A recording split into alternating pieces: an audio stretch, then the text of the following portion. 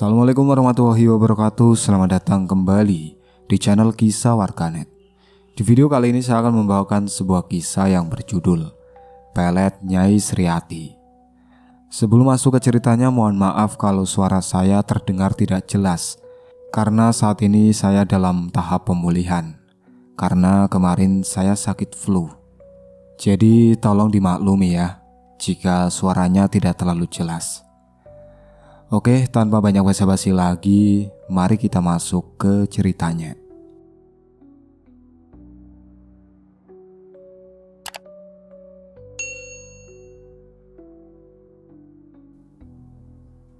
Jam menunjukkan pukul 7:30 pagi. Ardian Pramudia baru saja menyelesaikan mandi dan sekarang berdiri di depan lemari kaca di kamar kosnya. Kamarnya berukuran 3x4 meter.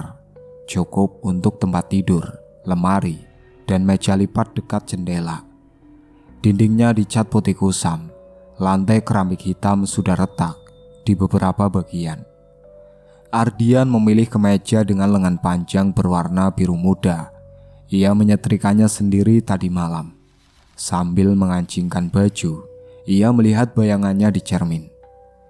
Tinggi 175 cm, bahu lebar, kulit putih bersih, mata sipit khas keturunan. Banyak teman kantor bilang ia mirip aktor blasteran yang sering main sinetron. Tampang cukup, kerja mapan. Kenapa ya? Susah banget dapat pacar. Gumamnya pelan. Ia menghela nafas panjang. Setelah memakai sepatu pantofel hitam, Ardian keluar kamar dan mengunci pintu. Kosnya berada di lantai 2. Sebuah rumah tua di pinggiran kota. Ada 5 kamar di sini, tapi hanya 3 yang terisi. Gilang, teman sekantornya, menempati kamar paling ujung. Begitu turun tangga, Ardian melihat Gilang sudah duduk di atas motor matic biru tua. Gilang lebih pendek beberapa sentimeter dari Ardian. Badan berisi, rambut ikal alami yang jarang disisir. Lama amat Dian, nanti telat lagi, kata Gilang sambil menyalakan mesin. Iya, ini juga baru siap, jawab Ardian sambil memakai helm. Perjalanan ke kantor memakan waktu sekitar 20 menit. Sepanjang jalan, Gilang banyak bercerita tentang pacarnya yang bernama Citra. Gilang dan Citra sudah berpacaran hampir 2 tahun. Ardian hanya mendengarkan sambil sesekali mengangguk. Di kantor, Ardian duduk di meja bagian administrasi. Pekerjaannya menghitung data pemasukan dan pengeluaran perusahaan. Jam makan siang tiba. Ia pergi ke kantin bersama Gilang. Di sana ada beberapa karyawan perempuan dari divisi lain. Ardian mencoba memulai obrolan dengan salah satunya, seorang staf pemasaran bernama Rika. Kak Rika, besok libur akhir pekan, ada rencana kemana?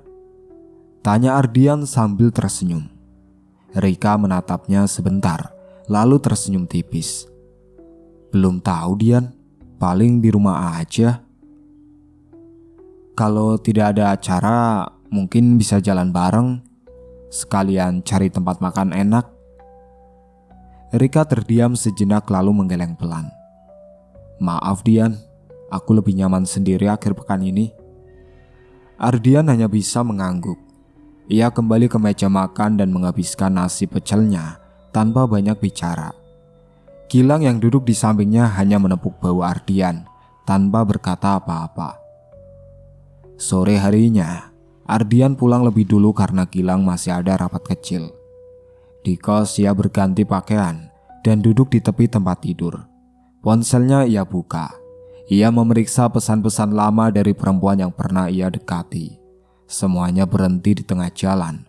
Beberapa bahkan tidak pernah membalas pesannya lagi. Ia ingat 3 bulan yang lalu, ia dekat dengan seorang guru les bahasa Inggris. Seminggu, lalu perempuan itu menghilang. Sebelumnya ada seorang kasir di minimarket. 2 kali ketemu, lalu tidak pernah lagi. Semuanya selalu berakhir sama. Penolakan diam-diam atau alasan klasik. Kurang apa sih aku? Ucapnya setengah kesal. Ardian merebahkan tubuh di kasur. Matanya menatap plafon kamar yang sudah mulai mengelupas catnya. Udara sore masuk lewat jendela, membawa bau gorengan dari warung depan kos. Perutnya keroncongan, tapi ia malas makan. Jam 7:30 malam Gilang pulang. Ardian mendengar ketukan di pintu kamarnya. "Bukain, Dian, aku bawa makan nih." Ardian bangkit dan membuka pintu. Gilang masuk sambil membawa 2 bungkus nasi ayam goreng, lengkap dengan sambal dan lalapan. Mereka duduk di lantai beralaskan kardus bekas paket. "Makan dulu, jangan mikirin yang berat-berat dulu," kata Gilang sambil membuka bungkusannya. Ardian makan perlahan. Sesekali ia berhenti, menatap nasi di depannya.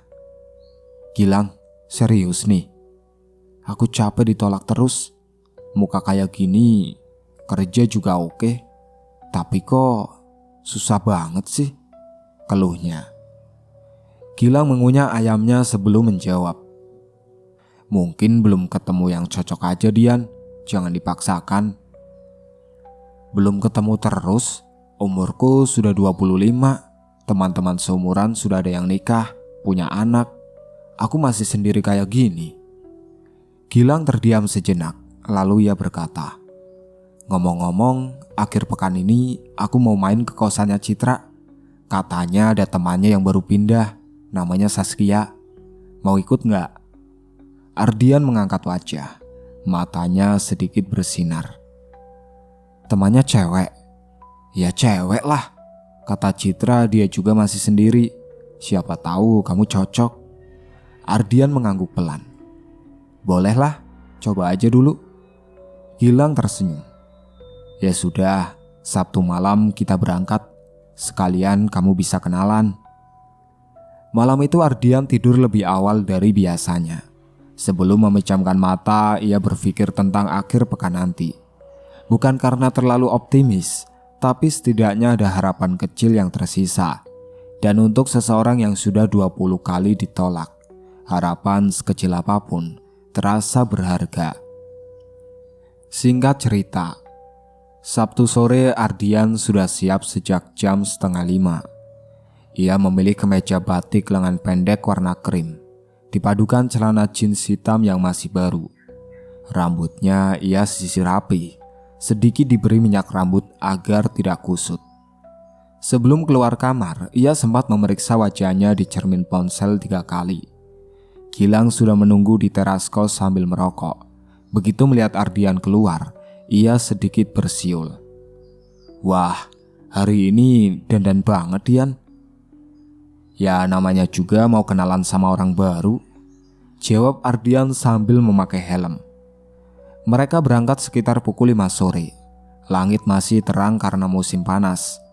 Kos Citra berada di daerah perumahan sederhana, sekitar 15 menit perjalanan dari kos mereka. Rumahnya tidak terlalu besar, cat dinding hijau pudar dengan pagar besi yang sudah mulai berkarat. Citra sudah menunggu di depan pintu.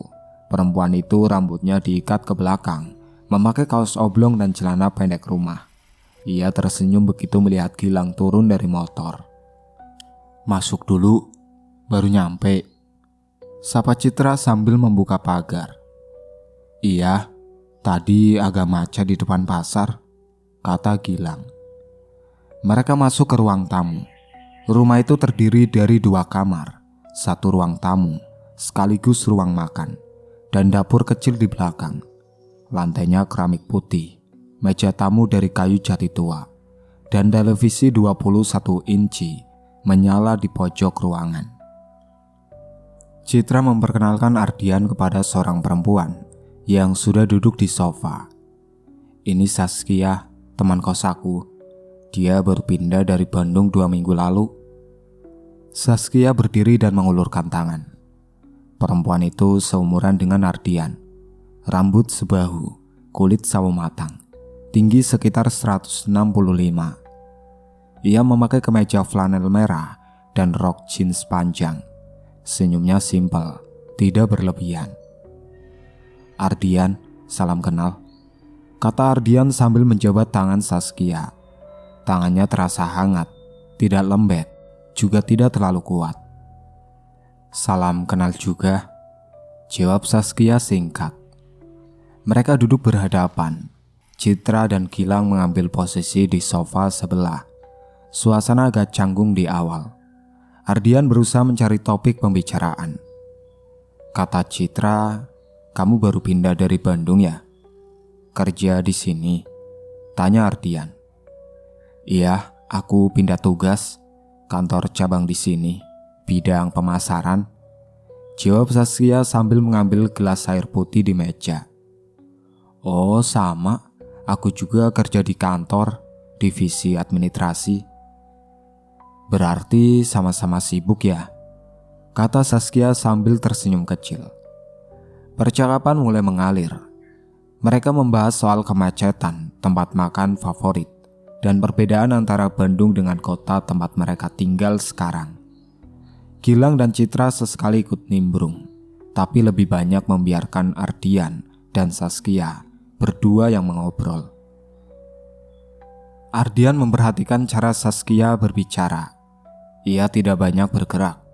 Suaranya pelan tapi jelas. Matanya fokus ke lawan bicara, tidak melirik ke kiri kanan, tidak seperti perempuan lain yang pernah ia temui. Saskia terasa lebih tenang dan tidak berusaha menarik perhatian. Jam menunjukkan pukul 6:30. Citra menyiapkan makan malam sederhana, mie goreng, telur dadar, dan kerupuk. Mereka makan bersama di meja ruang tamu. Suasana menjadi lebih santai. "Ardian, kamu sudah punya pacar?" tiba-tiba Citra bertanya sambil menyuap mie. Ardian hampir tersedak. Ia menelan makanannya dulu sebelum menjawab. "Belum, Cit, masih sendiri." "Wah, masa sih? Tampang kayak gitu, masa susah cari pacar?" Citra tertawa kecil. Gilang ikut tertawa. Itu yang bikin dia sedih, banyak yang ditolak. Ardian menunduk, sedikit tersipu. Ia tidak suka jika masalah pribadinya dibahas di depan orang baru, tapi ia mencoba tersenyum. "Ya gitu deh, mungkin belum jodoh," ucapnya singkat. Saskia hanya diam sambil tersenyum kecil, tidak ikut berkomentar. Setelah makan mereka kembali ke ruang tamu. Gilang dan Citra asik menonton televisi sambil berbisik-bisik sendiri. Ardian memanfaatkan momen itu untuk mengobrol lebih lanjut dengan Saskia. "Kalau akhir pekan biasanya ngapain?" tanya Ardian. "Biasanya di rumah aja, bersih-bersih, masak, atau baca buku. Kalau kamu?" "Sama sih, paling main ke sini atau di kos. Sepi juga kalau sendiri terus." Saskia mengangguk. "Iya, awal pindah emang susah, belum punya teman banyak." Ardian melihat ini sebagai kesempatan. Ia mengambil ponsel dari saku celananya. "Boleh minta nomor teleponnya? Siapa tahu bisa ngobrol-ngobrol lagi atau sekedar teman kalau kamu butuh informasi soal kota ini." Saskia terdiam 2 detik. Kemudian ia mengangguk. "Boleh." Ia menyebutkan nomornya, dan Ardian mengetiknya dengan hati-hati. Ia menyimpan kontak itu dengan nama Saskia, teman Citra. Singkat cerita, jam menunjukkan pukul 8:30. Gilang memberi kode dengan mengangkat alis, tanda bahwa mereka harus pulang. Ardian mengangguk paham. "Kami pamit dulu ya, besok masih kerja," kata Gilang sambil berdiri. Citra dan Saskia mengantar mereka ke depan pagar. Ardian berpamitan khusus kepada Saskia. "Makasih ya udah mau ngobrol. Nanti aku chat, boleh kan?" "Boleh, santai aja," jawab Saskia. Ardian naik ke boncengan motor Gilang. Sepanjang perjalanan pulang ia tidak banyak bicara. Matanya menatap jalan yang mulai gelap, tapi pikirannya ada di tempat lain. Ada rasa optimis yang tidak biasa, bukan karena ia yakin Saskia akan langsung menerimanya, tapi karena setidaknya ia berhasil mendapat nomor telepon tanpa ditolak di muka. Sesampainya di kos, Ardian masuk ke kamar dan langsung merebahkan diri di tempat tidur. Ia membuka ponsel, melihat kontak Saskia, lalu menutupnya kembali. Belum malam ini, besok saja ia akan memulai chat. Ia mematikan lampu dan memejamkan mata. Senyum kecil muncul di bibirnya. Keesokan paginya Ardian memulai chat dengan Saskia. Ia mengirim pesan sederhana, sekedar menanyakan kabar dan mengucapkan terima kasih atas waktu ngobrol kemarin. Balasan Saskia datang sekitar 10 menit kemudian, pendek tapi ramah. Dari situ mereka mulai rutin berbalas pesan. Pagi sebelum berangkat kerja, Ardian selalu menyapa. Malam setelah pulang kantor, mereka bertukar cerita tentang hari masing-masing. Saskia tidak pernah mengirim pesan terlalu panjang, tapi ia juga tidak pernah membiarkan chat itu mati. Beberapa kali Ardian mengajak Saskia bertemu lagi. Pertama, hanya sekedar makan siang di warung dekat kantor Saskia. Kedua, jalan-jalan sore ke taman kota. Ketiga, nonton bioskop. Saskia selalu bersedia, tidak pernah menolak. Ia datang tepat waktu, berpakaian sederhana, dan tidak pernah membuat suasana menjadi canggung. Ardian mulai merasa ini berbeda. Perempuan-perempuan sebelumnya biasanya menghilang setelah 1 atau 2 kali ketemuan. Tapi Saskia tetap ada. Ia membalas pesan. Ia tertawa saat diajak bercanda. Ia bahkan pernah memasak nasi goreng dan mengantarkannya ke kos Ardian saat Gilang sedang tidak ada. 2 pekan berlalu, Ardian semakin yakin. Ia mulai memikirkan cara yang tepat untuk menyatakan perasaannya. Bukan karena terburu-buru, tapi karena ia takut kehilangan momentum. Ia tidak ingin Saskia menganggapnya hanya teman biasa. Suatu malam Gilang yang sedang rebahan di kamar kos Ardian bertanya, "Kapan kamu mau ngomong sama Saskia, Dian? Kayaknya kalian cocok." "Iya, aku juga mikir gitu, tapi takut salah langkah," jawab Ardian sambil memegang ponselnya. "Jangan terlalu lama, nanti keburu ada orang lain yang masuk." Ardian mengangguk. Ia membuka chat dengan Saskia dan membaca pesan-pesan mereka dari awal. Semuanya terasa hangat. Ia yakin tidak salah membaca tanda-tanda. Malam itu juga setelah Gilang pulang ke kamarnya, Ardian duduk di tepi tempat tidur. Ia membuka papan ketik di ponsel, lalu mengetik kalimat perlahan. Ia membaca ulang beberapa kali, menghapus, lalu mengetik ulang. Hingga akhirnya ia menemukan kata-kata yang menurutnya tepat. "Saskia, sebenarnya aku sudah lama pengen bilang. Selama beberapa pekan ini, aku merasa nyaman banget sama kamu. Bukan sekedar teman, aku suka sama kamu. Maukah kamu menjadi pacarku?" Jari Ardian berhenti di atas tombol kirim. Ia menelan ludah, lalu menekannya. Pesan itu terkirim pukul 9:15 malam. Ardian meletakkan ponsel di samping bantal. Dia menunggu. 1 menit, 2 menit, 5 menit. Ponselnya tidak berbunyi.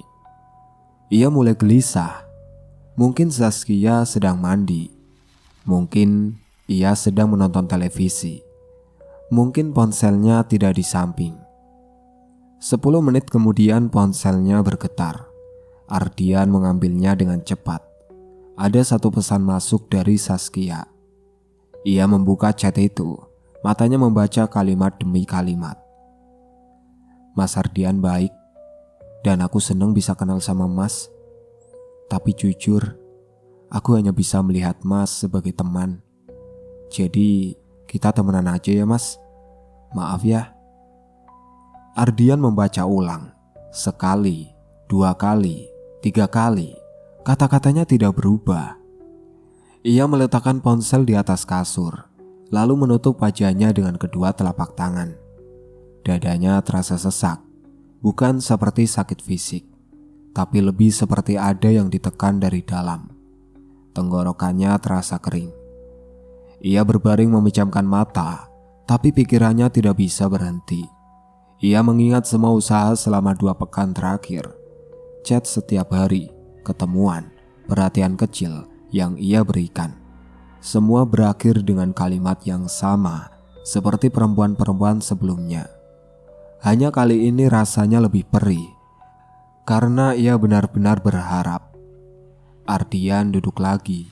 Ia menatap dinding kamar yang kosong. Lampu kamar masih menyala, tapi ia merasa semuanya terasa redup. Ia membuka ponsel, ingin membalas pesan Saskia, tapi jarinya tidak bisa mengetik apapun. Tidak ada kata-kata yang bisa ia ucapkan. Ia mematikan lampu kamar, gelap. Ia duduk di tepi tempat tidur, dalam keadaan gelap. Ponselnya masih menyala sebentar, sebelum layarnya mati karena tidak disentuh. Sakit hati untuk kesekian kalinya, ia sudah bosan merasakan ini. Tapi malam ini, untuk pertama kalinya, ia tidak marah. Ia hanya kelelahan, lelah berharap, lelah mencoba, lelah merasa tidak cukup baik untuk siapapun. Ardian merebahkan tubuhnya. Ia tidak menangis, tapi matanya terasa perih. Ia memejamkannya dan membiarkan malam berlalu perlahan. Ardian tidak tidur nyenyak malam itu. Ia bolak-balik bangun, memeriksa ponsel, lalu merebahkan diri lagi. Ketika alarm berbunyi pukul 5:30 pagi, ia masih terbaring dengan mata sembab. Badannya terasa berat, seperti habis sakit. Ia tidak punya semangat untuk bangun. 3 kali ia mencoba duduk dan 3 kali ia jatuh tertelungkup, kembali ke bantal. Pukul 6:30, ia akhirnya memaksa diri ke kamar mandi. Wajahnya di cermin terlihat pucat, mata bengkak meskipun tidak menangis. Ia mencuci muka dengan air dingin, berharap bisa menyegarkan diri, tapi tidak banyak berubah. Gilang mengetuk pintu sekitar pukul 7:30. "Dian, berangkat, nanti telat." "Kamu berangkat duluan, aku nyusul," jawab Ardian dari dalam kamar. Suaranya parau. Gilang tidak memaksa. Ardian malas memilih baju. Ia mengambil kemeja putih lusuh yang biasa dipakai di rumah, memakainya tanpa disetrika. Sepatu pantofel ia kenakan tanpa semir. Ia keluar kos pukul 8:30, terlambat hampir 1 jam dari biasanya. Perjalanan ke kantor terasa lebih panjang dari biasanya. Udara pagi yang biasanya menyegarkan terasa sumpek. Ardian tidak membawa motor karena biasanya bonceng dengan Gilang. Ia naik angkutan umum, duduk di bangku belakang dekat jendela dan hanya menatap jalan tanpa fokus. Sampai di kantor ia langsung duduk di meja tanpa menyapa siapapun. Rekan kerjanya bertanya kenapa datang terlambat. Ia hanya menggeleng dan bilang kurang tidur. Tidak ada yang menggali lebih dalam. Singkat cerita, jam makan siang tiba. Ardian tidak pergi ke kantin. Ia memilih duduk di meja sambil memainkan ponsel. Belum ada pesan baru dari Saskia sejak semalam. Ia tidak membalas pesan terakhir Saskia. Ia tidak tahu harus membalas apa. Tepat pukul 1 siang, ponsel Ardian bergetar. Nomor tidak dikenal. Biasanya ia tidak mengangkat nomor asing, tapi kali ini ia melakukannya tanpa berpikir. "Halo, Ardian?" Suara di seberang terdengar familiar. "Iya, ini siapa?" "Ini Dimas Aditya, teman kamu waktu SMA dulu. Ingat gak?" Ardian mengernyit. Dimas Aditya. Namanya muncul perlahan di ingatan. Mereka satu kelas di bangku SMA, duduk sebangku selama 1 semester, lalu lulus dan tidak pernah bertemu lagi. Terakhir dengar Dimas pindah keluar kota. "Oh Dimas, lama tidak dengar kabar kamu. Kamu dapat nomor saya dari mana?" "Dari si Samsul, teman kita juga waktu SMA. Kamu masih ingat gak?" Kata si Samsul, kamu buat status kutipan galau. Terus aku minta nomor kamu tuh sama si Samsul, makanya aku telepon. Ardian terdiam. Ia ingat semalam setelah menutup chat dengan Saskia, ia memang membuat status WhatsApp berisi kata-kata kecewa. Tidak menyebut nama, tapi cukup jelas menggambarkan perasaannya. Kamu baik-baik saja kan? Aku dengar kamu sering ditolak cewek, tanya Dimas. Biasa aja sih, udah kebiasaan, jawab Ardian pelan. Jangan bilang biasa, aku kenal kamu Dian. Dulu kamu itu orangnya percaya diri, sekarang kok kayak kurang greget. Ardian tidak menjawab. Dimas melanjutkan. Dengar nih, aku kenal seseorang bisa membantu masalah percintaan kamu. Bukan yang aneh-aneh, tapi memang jalurnya berbeda. Kamu tertarik gak? Ardian ragu. Bantuan apa? Kayak konsultan cinta gitu? Lebih dari itu, tapi aku tidak bisa cerita lewat telepon. Yang jelas, orang ini punya cara agar kamu berhasil dengan perempuan. Sudah banyak yang terbantu, syaratnya cuma satu. Syaratnya apa? Kamu harus mau memenuhi apapun yang dia minta. Selebihnya nanti aku jelaskan kalau kita ketemuan. Ardian terdiam lama.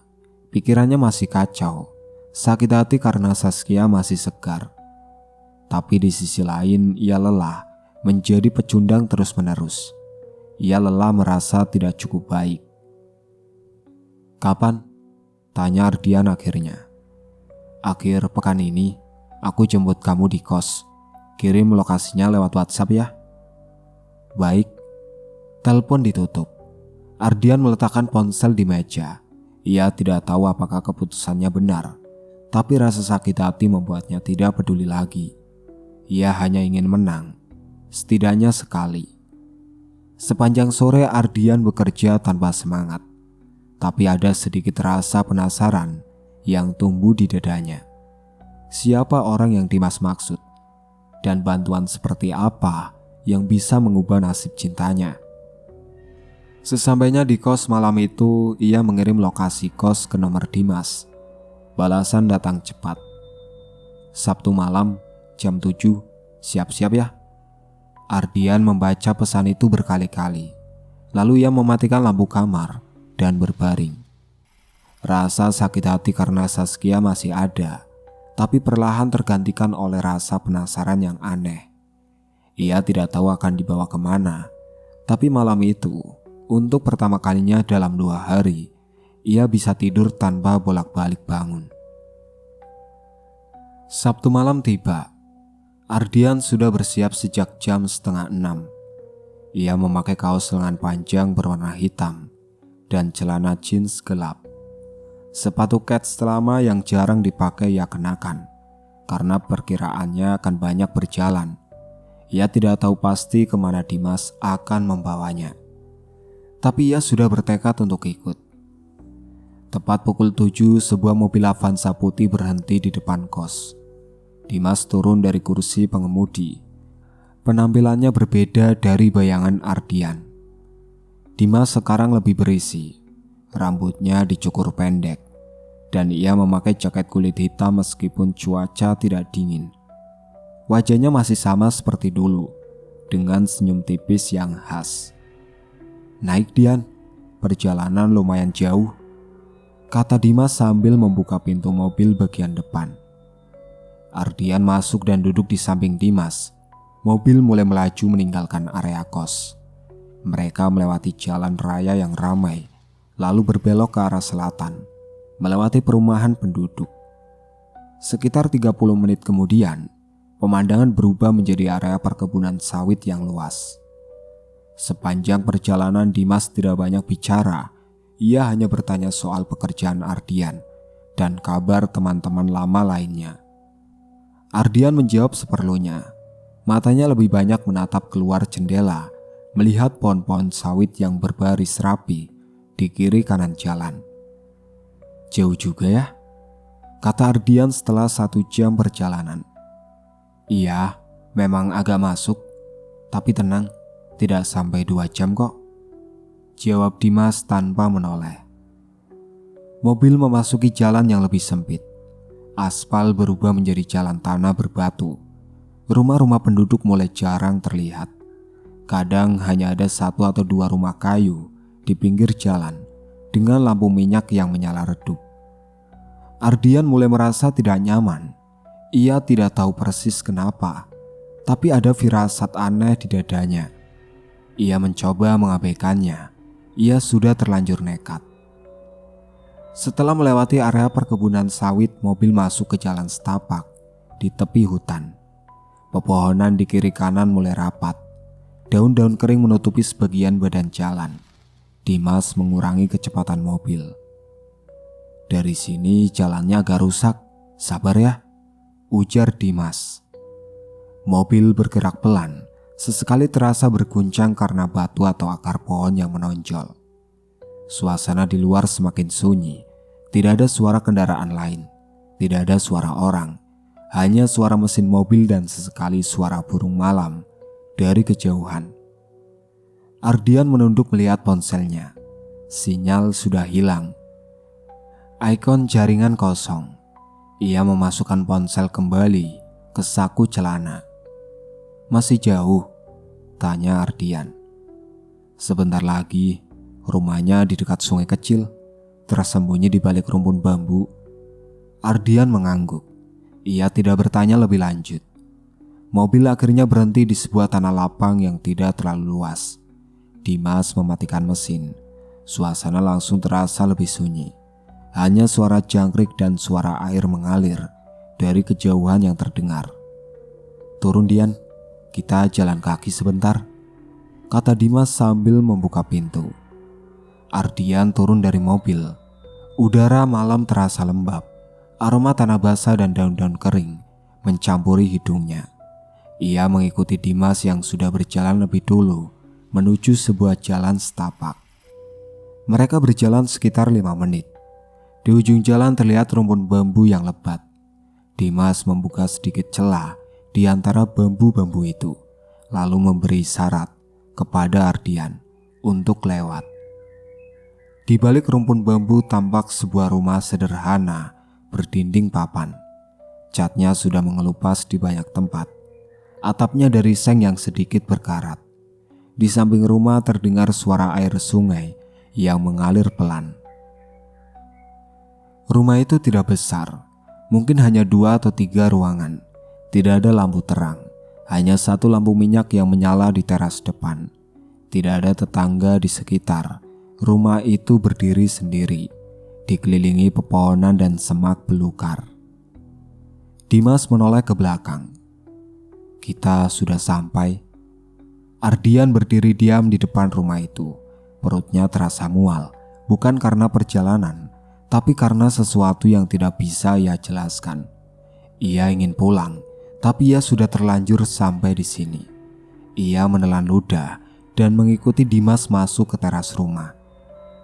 Pintu depan masih tertutup. Dimas tidak langsung mengetuk. Ia berdiri sejenak, lalu menatap Ardian. Kamu udah yakin kan Dian? Setelah masuk sini, tidak ada jalan mundur sampai selesai. Ardian menarik nafas panjang. Aku yakin. Dimas mengangguk. Lalu ia mengetuk pintu 3 kali pelan.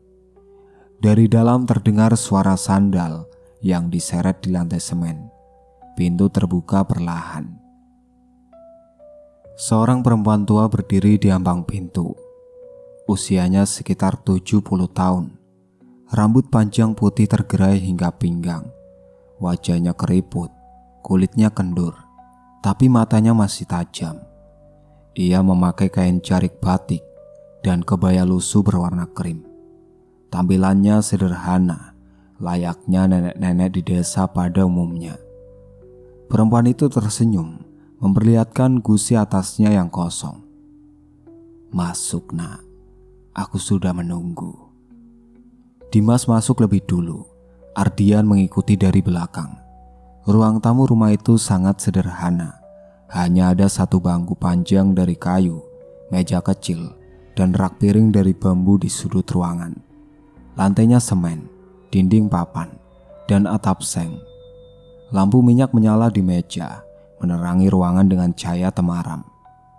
Duduk di bangku kayu, perempuan tua itu menatap Ardian dari ujung kepala sampai ujung kaki, seperti sedang menilai. Ardian berusaha tegap, tapi tangannya sedikit gemetar. "Namaku Nyai Sriati," kata perempuan itu pelan. "Kamu pasti Ardian yang diceritakan Dimas?" Ardian mengangguk. "Iya, Nyai." Nyai Sriati mengangguk pelan. "Dimas bilang kamu sering ditolak perempuan. Kamu mau menangkap hati mereka." Ardian terdiam sejenak. Ia menelan ludah, lalu mengangguk. "Iya, Nyai, aku capek ditolak terus." Nyai Sriati tersenyum lagi, senyum yang sama, tanpa gigi. "Ada syaratnya, Nak. Tidak sembarangan. Aku bisa turunkan ilmu pelet untuk kamu, tapi kamu harus membuka aura kamu dulu." "Caranya bagaimana, Nyai?" tanya Ardian. Suaranya sedikit gemetar. Nyai Sriati menatapnya lurus. "Kamu harus berhubungan denganku atau bercocok tanam denganku. Itu satu-satunya cara. Proses pembukaan aura tidak bisa dilakukan dengan cara lain." Ardian membeku. Ia tidak menyangka akan mendengar kalimat itu. Kepalanya berputar. Ia menoleh ke Dimas yang berdiri di dekat pintu. Dimas hanya mengangkat bahu tanpa ekspresi.